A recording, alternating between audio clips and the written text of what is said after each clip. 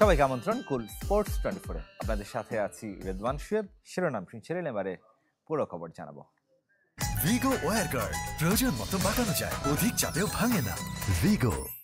3 October বাংলাদেশে পর্দা উঠবে নারী টি-20 বিশ্বকাপের। গ্রুপ বিতে বাংলাদেশের সব কটি ম্যাচ হবে ঢাকায়, এ গ্রুপের ম্যাচগুলো হবে সিলেটে। সেই গ্রুপে খেলবে ভারত ও পাকিস্তান। 20 অক্টোবর ফাইনাল হবে মিরপুরে। রাজধানীর একটি হোটেলে টুর্নামেন্টের সূচি ঘোষণা করে আইসিসি। মাঠে দর্শক আনতে বিশেষ উদ্যোগ নেওয়ার কথা বলেন বিসিবি সভাপতি নাজমুল হাসান। বিশ্বকাপ সামনে রেখে প্রধানমন্ত্রীর সাথে দেখা করেন বাংলাদেশ এবং ভারত অধিনায়ক।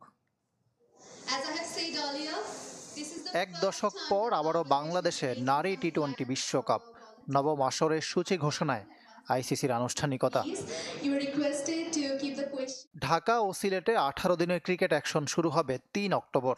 10 দলের অংশগ্রহণে 23 ম্যাচের টুর্নামেন্ট। 8 দল চূড়ান্ত, বাকি 2 দল আসছে বাছাই পর্ব খেলে। গ্রুপ এতে 6 বারের চ্যাম্পিয়ন অস্ট্রেলিয়ার সঙ্গে চিরপ্রতিদ্বন্দ্বী ভারত, পাকিস্তান, নিউজিল্যান্ড ও বাছাই পর্বের এক দল। খেলাগুলো হবে সিলেটে। ঢাকায় বি গ্রুপে স্বাগতিক বাংলাদেশের সঙ্গী ইংল্যান্ড, দক্ষিণ আফ্রিকা, ওয়েস্ট ইন্ডিজ ও কোয়ালিফায়ার 2। বাছাই পর্ব উতরে আসা দলের সঙ্গে 3 অক্টোবর সন্ধ্যা 7টায় বাংলাদেশের প্রথম ম্যাচ। 5 অক্টোবর ইংল্যান্ড, 9 তারিখ ওয়েস্ট ইন্ডিজ আর দক্ষিণ আফ্রিকার বিপক্ষে গ্রুপ পর্বের শেষ ম্যাচ 12 অক্টোবর। এই টিমটা অনেক হার্ডওয়ার্ক করছে এবং যদি আমাদের হাতে যে সময়টুকু আছে আমরা যদি আরো ওয়েল প্রিপেয়ার্ড হতে পারি আর নিজেদেরকে যদি আরেকটু বেটার ওয়েতে শো করতে পারি, আমার কাছে মনে হয় আমাদের যে আক্ষেপটা আছে, কারণ আমরা যে গত 4টা ওয়ার্ল্ড কাপ খেলেছি, হয়তো বা এক্সেপ্ট 2014 ছাড়া আমরা কোনো ম্যাচ উইন করতে পারিনি। তো আমাদের ফোকাস প্রথমেই থাকবে যেন আমরা ম্যাচ উইন করতে পারি। উদ্বোধনী ম্যাচে মুখোমুখি হবে ইংল্যান্ড, দক্ষিণ আফ্রিকা। প্রতি গ্রুপ থেকে 2টি করে দল খেলবে সেমিফাইনাল। 17 অক্টোবর সিলেটে প্রথম আর পরের দিন মিরপুরে দ্বিতীয় সেমি। হোম অফ ক্রিকেটে ফাইনাল 20 অক্টোবর। মাঠে দর্শক আনতে বিশেষ উদ্যোগ নেবে বিসিবি। বোর্ড নিজের উদ্যোগে চেষ্টা করবে যে ওদেরকে মাঠে আনার জন্য। সেটার জন্য হয়তো যদি পেমেন্ট করতে হয় বোর্ড করবে, মানে ওদেরকে পে করতে হবে না।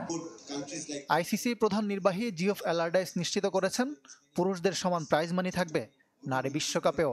The team that wins the Women's T20 World Cup will be the same as the amount of prize money that's allocated to the team that wins the Men's T20 World Cup. এর আগে প্রধানমন্ত্রী শেখ হাসিনার সাথে দেখা করেন বাংলাদেশ অধিনায়ক নিগার সুলতানা ও ভারত অধিনায়ক Harmanpreet Kaur. ICC প্রতিনিধি দলও এই সময় উপস্থিত ছিলেন। সবাইকে সাথে নিয়ে বিশ্বকাপ ট্রফির সাথে ফটো সেশনে অংশ নেন প্রধানমন্ত্রী। ইকরাম হুসাইন, চ্যানেল 24, ঢাকা। বাংলাদেশ ভারত নারী টি-20 সিরিজের খবর এবার। চতুর্থ ম্যাচে কাল মুখোমুখি হবে 2 দল। সিলেটে ম্যাচটি শুরু হবে বিকেল 4টায়। ভারত আগেই সিরিজ নিশ্চিত করে ফেলায় বাকি 2 ম্যাচ এখন শুধুই আনুষ্ঠানিকতার। তবে হোয়াইট ওয়াশ এড়ানোর মিশন স্বাগতিকদের। চতুর্থ ম্যাচের আগের দিন ঢাকায় টি-20 বিশ্বকাপের সূচি প্রকাশের অনুষ্ঠানে ব্যস্ততা ছিল 2 দলের অধিনায়কের। তবে বাকিরা সিলেটে নিজেদের প্রস্তুতি সেরেছেন। সিরিজ হাতছাড়া হলেও ঘরের মাটিতে বিশ্বকাপকে সামনে রেখে অন্তত জয়ের ধারায় ফেরার মিশন টাইগ্রেসদের। 9 মে একই ভেন্যুতে শেষ টি-20। ঢাকা প্রিমিয়ার লিগের খবর জানাবো। কাল শেষ হচ্ছে আসর। ট্রফি বুঝে পাবে champion Abahani. Home of cricket মিরপুরে শাইনপুকুরের বিপক্ষে খেলবে আকাশী নীলরা।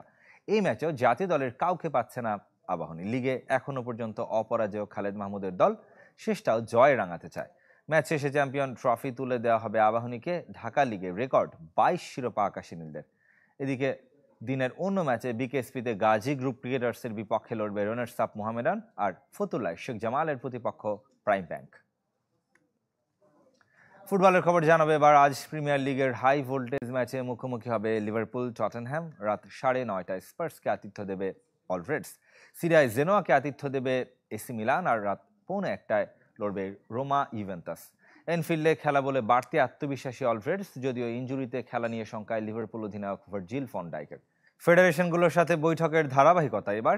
5 ফেডারেশনের শীর্ষ কর্তাদের সাথে বসলেন ক্রীড়ামন্ত্রী নাজমুল হাসান। রোববার দুপুরে মন্ত্রণালয় ফেডারেশনগুলোর সাথে আলাদা করে বসেছিলেন মন্ত্রী। আমন্ত্রণ পেয়েছিলেন টেনিস, সাইক্লিং, স্কোয়াশ, ব্রিজ এবং সার্ফিং কর্তারা।